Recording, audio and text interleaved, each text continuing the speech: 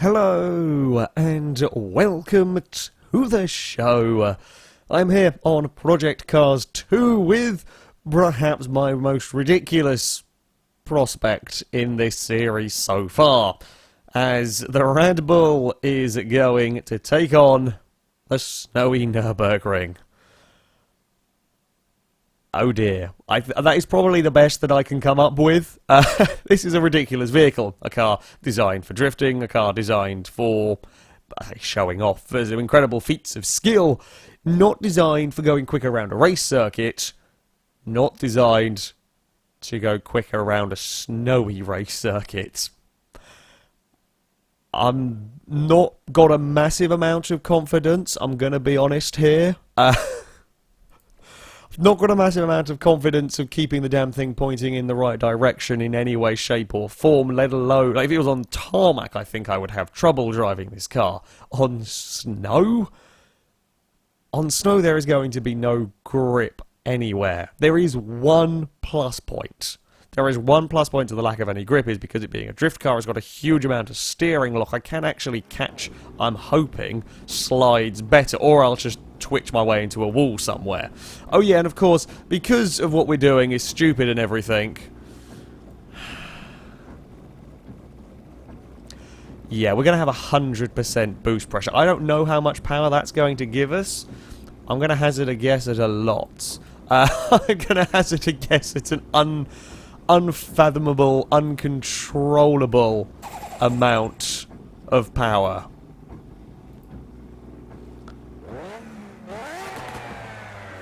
I mean, it sounds good.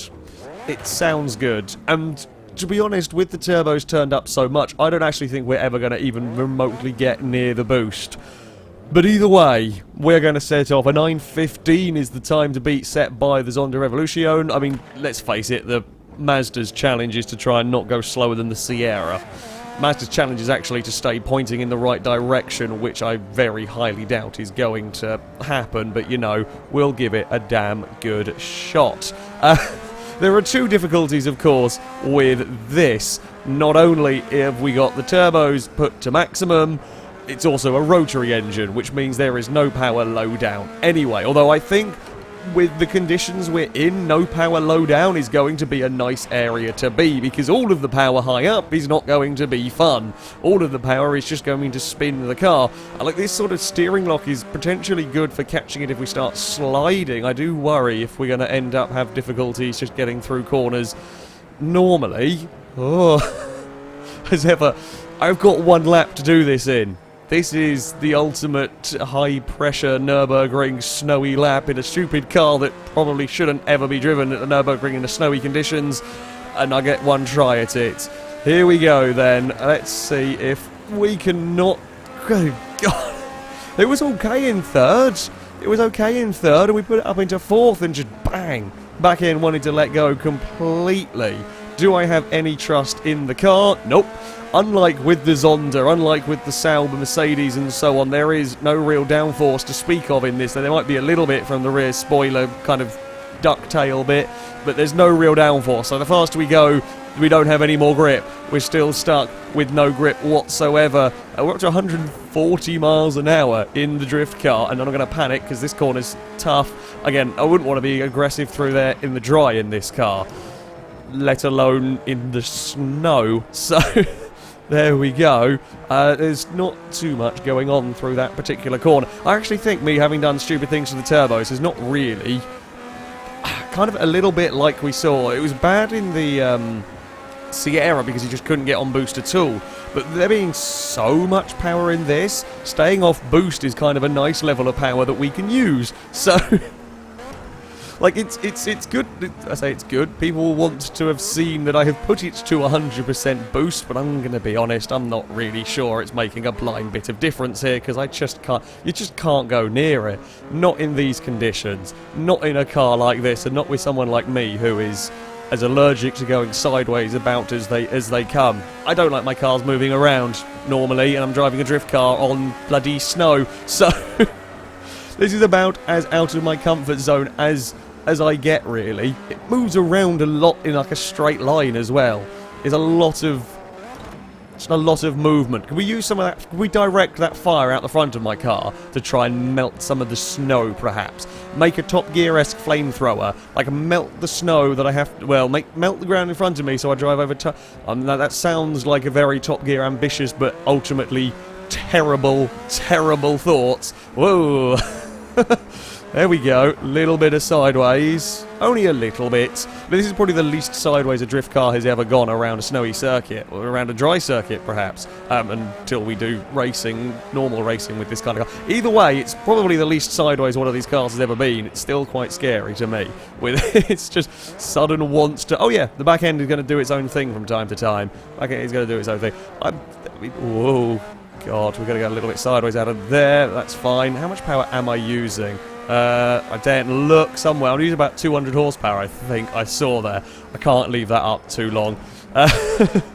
When we've got a single lap to go around here, I really can't use that sort of information all that often. Basically, what we've got going on here is we're using about the amount of horsepower from a normal RX-8 in an MX-5. Except for this one's quad rotor and turboed and all sorts of silly things are going on. God damn, I'm having to work quite hard with this not on boost. I mean, you can see from the wheel on the screen how I'm having to work. Oh, and then you get this sort of million miles of understeer because you've actually used a bit too much steering lock and it's just kind of ploughing straight on. Okay, we're fine. We're now actually coming towards a fast section that's scary. The fast section has not been too bad in the normal race cars that have gone around here because they've had downforce to help them. This doesn't have downforce to help it at all, so I've just got to work constantly to try and keep the car in some sort of semblance of a straight line. It's not working. Catch it all.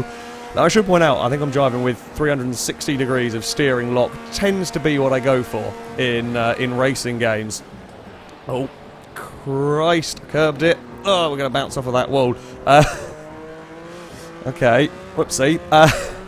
Yeah, so I have steering lock on about 360 degrees, I believe that is anyway, and that will translate of course into kind of bigger steering, because the steering rack on this car is so ridiculous. Me going from lock to lock with a 360 degree steering wheel is it's easy, I think, to get it a little bit twitchy, as we saw there, so I've got to be slightly mindful of all that. We're gonna wiggle our way out of there with a little bit of oversteer in third gear. God damn, please go in a straight line, car. Please go in a straight line. Somewhere. Anywhere. Go in a straight line. Carousel, we are kind of running along on the bottom, but we're not spinning, so that's the important thing. We're not spinning the car. I will take that much. Okay, we've done the worst of the fast bits. I mean, we have still got a very fast bit to go, the long straight. We've now got the technical section. Well, technical section, I guess you could say. This is not going to be fun. There's some sideways stuff. See? I can do some sideways stuff. Minorly up a hill. Christ, I have a horrible feeling we're going to be quite sideways through this. Even with me not even able to get remotely near the turbo. To get remotely near that boost. I have a feeling this is going to... still slither and slide its way through the snow. This is a damn good, damn good workout with the amount of steering inputs you've got to do with this car. I mean, this is me trying to be smooth as well, as smooth as I can anyway, with the with the vehicle, and you don't get a rest. There is, I mean, nurburgring is, you know, a tough circuit. But you really don't get a rest with this car at all, in any way, shape or form. Come on, there we go. Fine, we've made it through another corner. We've made it past where the V8 supercar spun. Can we make it past where the Sauber Mercedes spun?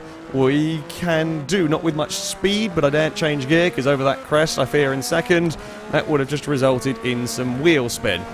Yeah, off boost, we're still picking up speed better, I feel, than the Sierra did. Oh, now let's not spin the car. Yeah, it's really nice having the steering lock to actually catch it when it starts going. That gives me a little bit more confidence. I mean, not much, not much at all. And we have bumped the wall once. That was kind of a little bit of a curb bop. But yeah, having the actual steering lock there and the car capable of being saved is a little bit more reassuring. Christ, I go near the throttle and it just suddenly snaps. I actually fear this might be worse in a straight line than it is going round corners in terms of unpredictability, because at least I expect this to do weird things when I come to a corner. When I get it in a straight line, I expect to be able to put my foot down and go. It doesn't. It doesn't. It just, well, I mean, it goes very quickly, and then it wiggles. It just lets go randomly almost down these straight bits. We're not, I don't think, going to be beating the Zonda, funnily enough, mainly because, well, we might be at a similar time coming onto the straight here. The Zonda did 180 down this straight, and I have a horrible feeling I'm not going to be able to do that with this. Can we get anywhere near some sort of boost with you? No, because jeez, I just want to go in a straight line. Oh, this is ridiculous. It doesn't go in a straight line. I am trying to do as little steering movements as I can here with the car. Look at, it's gone, and then we fight it some more. We're doing 130, and I can't actually get control of my car. I'm going to ping it off a wall because I don't actually have another choice there. Oh, okay, that's a fun one. I mean, we have made it down here. I've never had a car be that, outside of setup challenges, I've never had a car be that impossible to drive in a straight line. That's impressive. That is seriously impressive, Radbull. Oh, and then not turn when we actually got to a corner. It was a minor scrape along the curb. Yeah, it doesn't really carry much quarter speed. Come on, run towards the line, get some grip. Anything will do now, car. It's a 9:36.7. We will clonk the wall, but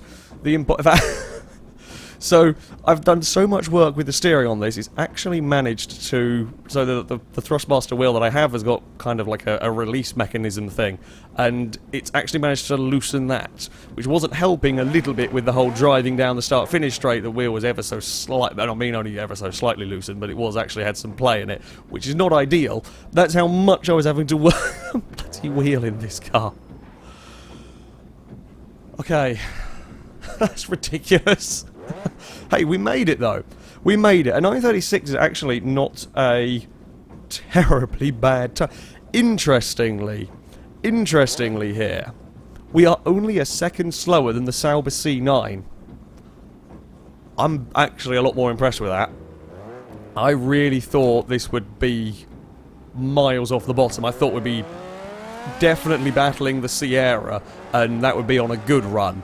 As it is, we were right there with the Sauber C9. Remember, a Group C car, a Group C racer, and we were only a second slower than it on snow. If this could drive down that straight without spinning like a lunatic, this would have beaten it.